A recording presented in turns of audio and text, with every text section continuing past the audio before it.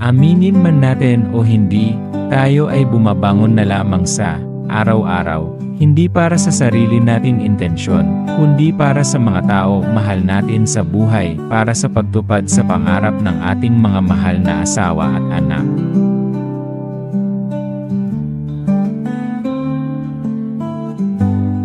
Ang buhay ay parang paglalakbay, puno ng hirap at pagsubok, pero ang pangarap ang nagbibigay sa atin ng dahilan para magpatuloy. Sa bawat pagdapa, may pagkakataong bumangon at muling mangarap. Hindi natatapos ang laban hanggat hindi tayo sumusuko.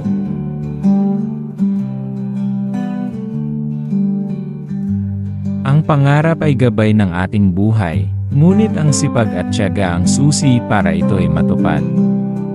Huwag matakot mangarap ng malaki, sapagkat sa bawat hakbang ng lakas ng loob,